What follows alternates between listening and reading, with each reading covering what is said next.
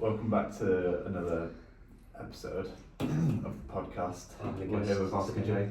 Here with Oscar J. Good to see you guys. Good to see you too, man. He's very nervous today. I'm not. But we want to we want to explore whether what is the inverse cubic power law in market fluctuations. Okay. Do you know much about the? Tell us. So I don't actually do economics myself, so I won't know any of these. They relate to physics. You don't know. You don't know many key terms or assumptions that us economists. So are we talking about the inverse cubic law? Yeah, in market fluctuations. So I assume. Can you tell us about that?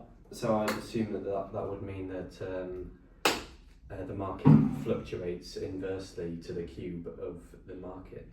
Ooh, okay. I think you might be right. You see, I think I've muddled up my words there, but I think. Yeah, because you could relate that to the inverse relationship between supply and demand. You could, for sure. No, price level and demand. Sorry. If you go into physics, you've got the inverse square law between the gravitational force and the separation between them. Lovely lady, really. Continue what you were talking about, the cubic law. So no, I was talking about the inverse square law in gravitational and electric fields, but I don't know this cubic law. Well, it says here that physicists have identified that large, sudden and seemingly irrational. Should I go and warn her that the alarm's going off in there? Out there, so something really bad could be happening, but it doesn't relate to us. No. Nice, it does not. Yeah, they have evacuated the floor, so we can choose to stay here. I'm sure we'll be safe from fires, etc. in this room. Anyway, continue, please. I want to pick a new question.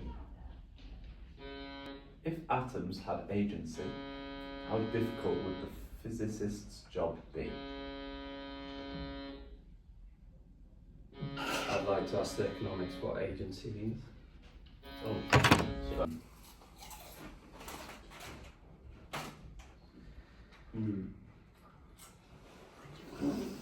Okay, here's something. I know you're very familiar with the term quantum computing. Wow, and that's not a term I've seen in, God, a few months. Yes. Can quantum computing solve intractable optimization problems in financial markets? Can you explain to me what this intractable optimization? Could you tell us about quantum computing optimization? So quantum computing is a very fast way of it's sort of I think it uses quantum laws such as quantum tunneling, which transmits there's these things called qubits. Qubits, So do you know what bits are in a computer? Yes. Okay, like so the these chips, computer chips. No, not chips, not things you put in, but it's bits. what a computer's made of Bits, in there. And these are quantum bits, which allows information to instantaneously be tunneled because quantum tunneling is where let's say an electron might just suddenly teleport. Like, how on earth does that happen? But you know, is that possible in modern day society? So it's always been possible. It's only just been discovered. Take one.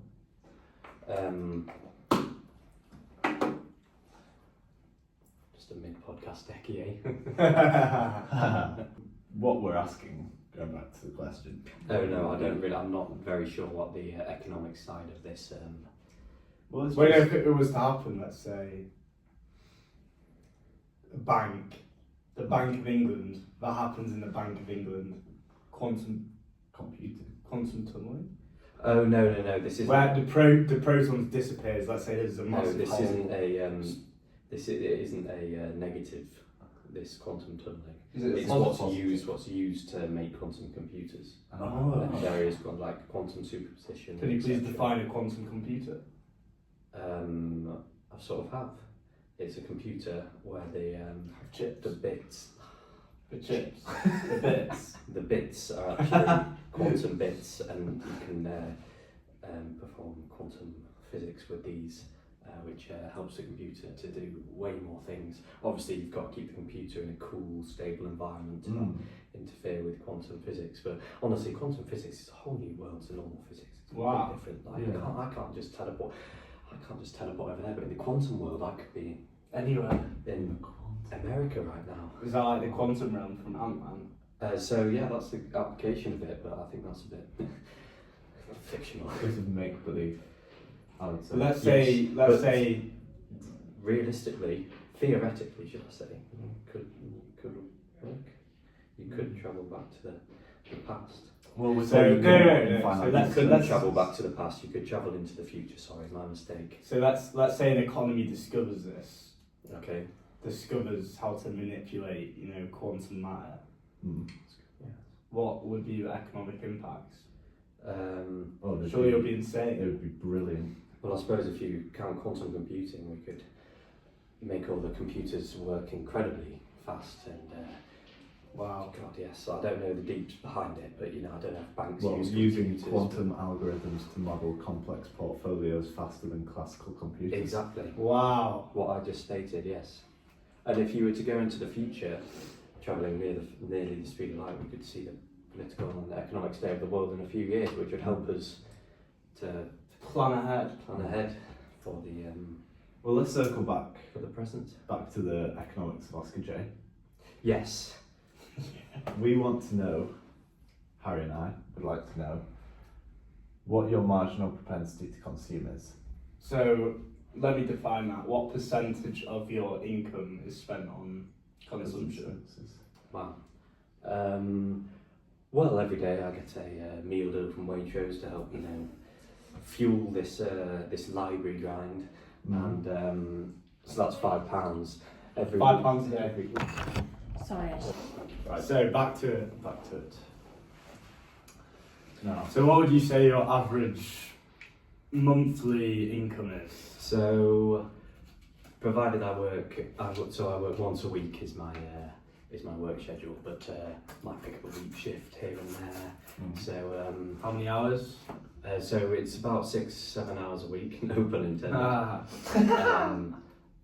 So that would be 6-7 times 4 is about 26. Yes. £26 a week. So we've got £26 a week. So times 4. So I was working out my monthly hours there. So that would be 26 times about 12.50, which is it's going to be. We're just going to Google this right now. 325 a month. So, and if we count maybe the occasional week shift, we can round up to about 400. Right. So yeah, And then 300 to 400 a month. Yeah, That's a stable income. so should we say 400? we're going to say For argument's sake. 350. we're going to say 400.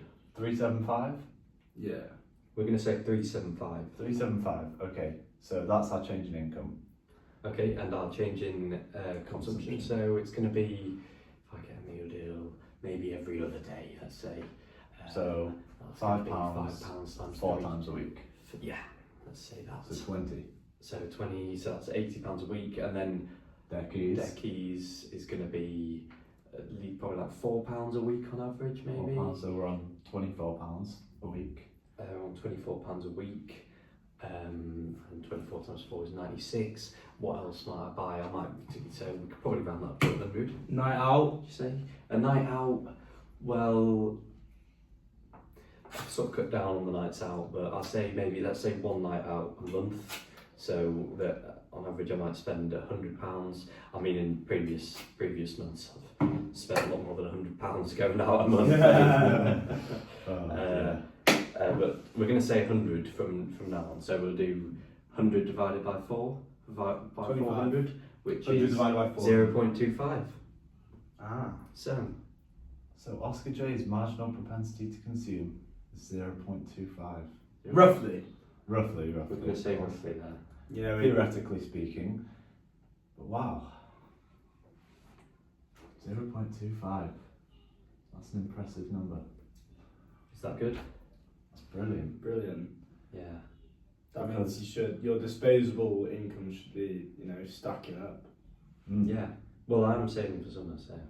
Exactly. So let's have a look at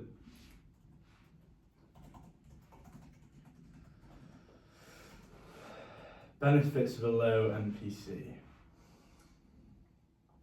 long-term economic stability. Yeah. So you could say Oscar J has long-term economic stability.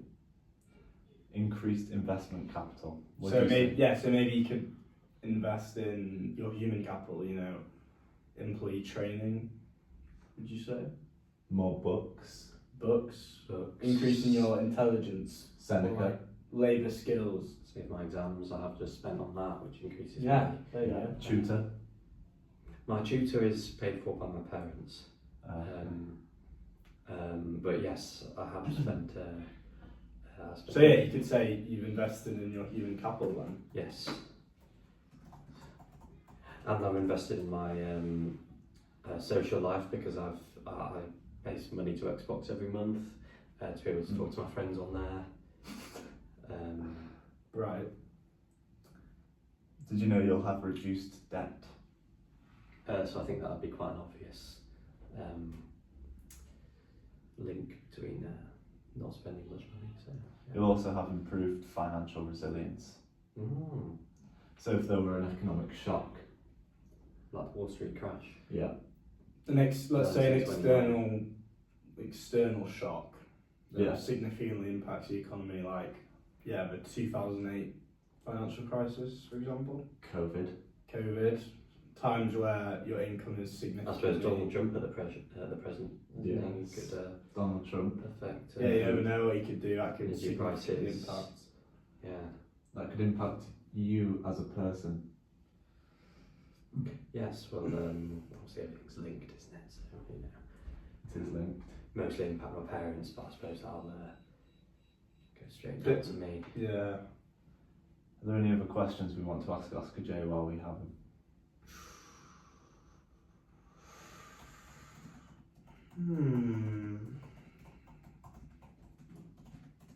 So we have gone quite deep into this. Into the economics of Oscar J.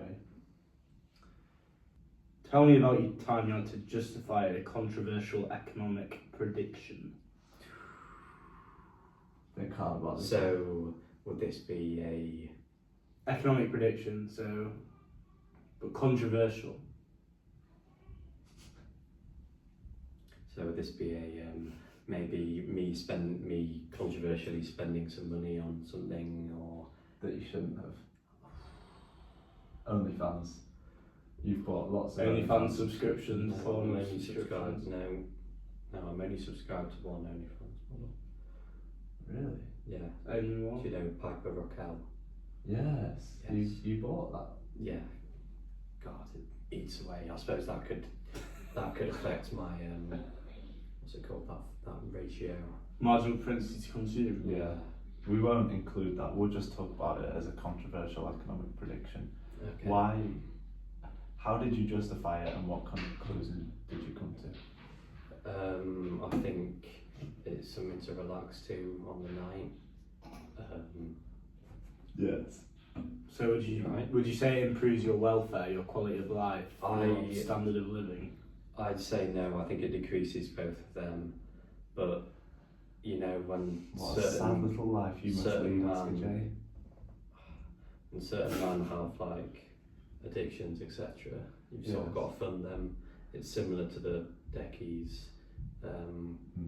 OnlyFans. I mean, when a gorgeous girl, freshly 18, gets an OnlyFans account, I mean, what can you really do? Like, Yeah, Indeed. it is hard. but no subscriptions to Chatterbait, Pornhub, Jerkmate, etc. Joke, mate. No, I can't. Well, I think you answered that question extremely maturely. We'll be moving on to the next one. Okay. And this will be my final question for today, okay? Yes. Fine by you guys. Thank you for having me on this. What is the most important quality for an economist to have in a fast-paced environment? fast-paced environment, so like dynamic markets, dynamically, rapidly changing economies.